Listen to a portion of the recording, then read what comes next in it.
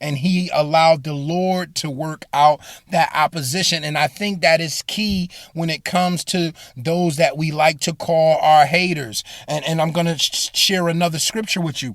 Romans 12:19, it says, "Dearly beloved, avenge not yourselves, but rather give place unto wrath.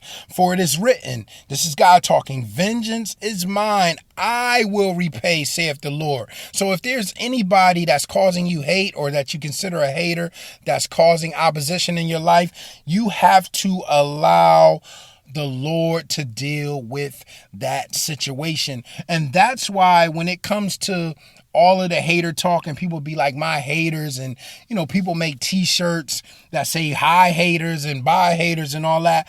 I'm not really a big fan of those things, because to me, I think that some of these individuals, once again, they get satisfaction of believing or thinking or even knowing that somebody is hating on them, but I don't think they really understand the purpose of a hater, or what we would consider a hater.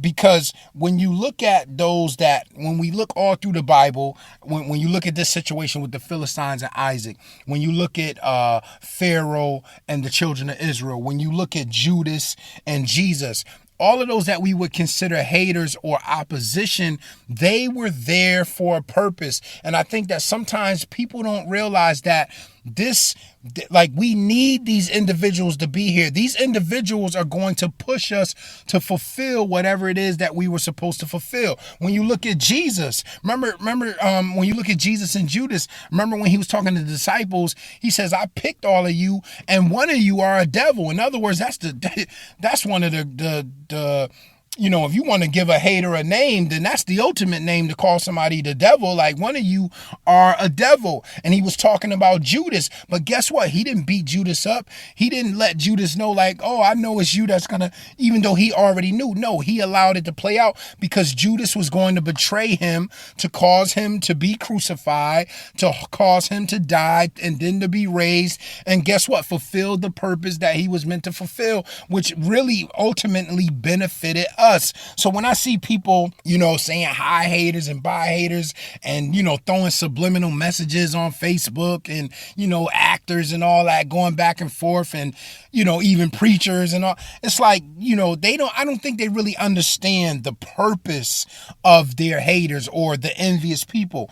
The purpose is for them to help you to fulfill your purpose. It's not for you to be going back and forth with them and arguing about them and trying to prove that they're hating on you. No, God says, listen, allow your progress to be your success. I never forget, I had a situation in the church years ago, and I remember somebody was going around saying something that wasn't true. They wasn't telling the whole truth about a situation that person and I had. And I said to my pastor, I said, listen, this person is going around just spreading lies and saying anything. Like, let me get at this individual's head. Let me get up in the church and tell what really happened. And I never forget what he said to me. He says, no, I'm not going to allow you to do that. And no, I don't think you should do that. He says, allow your success to speak for you. Don't go back and forth with this person. Don't try to prove that this person is lying. He says, listen, allow your progress, your success to speak for you. And that's exactly what I did. And a lot of things came out later on, and a lot of things that, were seen between this individual and I, that people was like, okay, we can't really necessarily believe everything that this person is saying. But that was one of the greatest advice I've gotten from anybody that my pastor could give me. Like, listen, don't be going back and forth with people. Don't be trying to, prove to everybody else that this person is lying on you. You're basically going to be doing what they're doing. They're going to these people trying to tell their side of the story or tell something on you, and now you're going to go and do the same. He said, no, basically let God fight for you. Let your success speak for you. Let what God is doing in your life speak for you. And believe it or not, that helped me to grow and to get to another level. And that's what I'm here to tell you guys. Don't get caught up in that hater talk. Don't be posting subliminals like, y'all know who y'all are on your face. All that. Listen, That's corny stuff.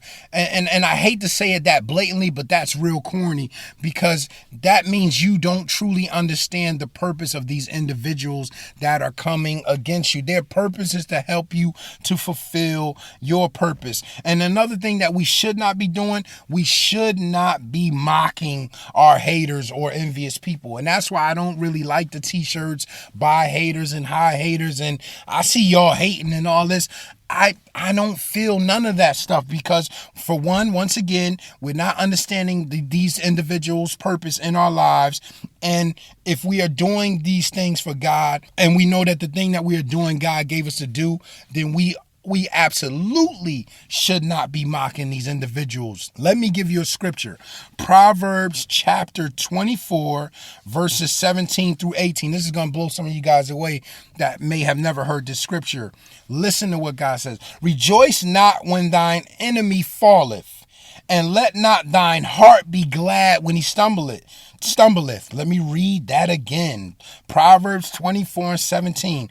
Rejoice not when thine enemy falleth. He says, listen, when your enemy, the hater, the envious person, whoever it is that you feel is coming against you, he says, you better not rejoice when thine enemy falleth. And he says, let not thine heart be glad when he stumbleth. So he says, listen, you shouldn't even be glad in your heart when this individual stumbleth.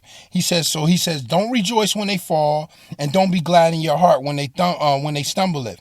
Verse 18 says, lest the Lord see it. So he says, listen, if I see you doing this and it displease him, it says, verse 18 says, lest the Lord see it and it displease him, and he turn away his wrath from him. So God says, listen, if I am dealing with this individual, because that's what God does. He deals with our haters, our opposition, because his goal is for us to finish our purpose. He says, but listen, if I catch you rejoicing, when this person falls, when I deal with this person, if I catch you, being glad in your heart when I cause them to stumble, he says, when I see that, it's going to displease me. And he says, and he turns away his wrath from him. So he says, listen, I don't need you mocking him.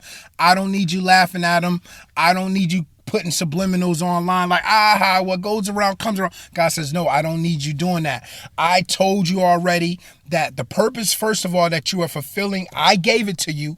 So it is my job. It is me as your God, as the one that gave it to you, to help you to fulfill it. So I'm going to deal with all the opposition that you're going to come up against. I just need you to stay focused and keep looking ahead and keep thriving and flowing and flourishing. And I'll deal with all of the invisible entities that's coming at you, the physical people that you can see coming at you. I'll deal with them. But if I catch you making fun of those that I am dealing with, there's a possibility that I may take away my wrath from them, that I may turn away my wrath from them. And I think that is super powerful, because we automatically think, because this individual is doing this to us, that we have the right to make fun of them when they fall in their face for messing with us. But God says, no, I am the one that's preparing the table before you in the presence of your enemies. You can't do it. You couldn't do it. I have to do that for you. All I need you to do is do what I called you and told you to do. And listen, I pray that some of these things encourage you guys, because listen, there's so many of us out here not doing what God called us to do, and it's because of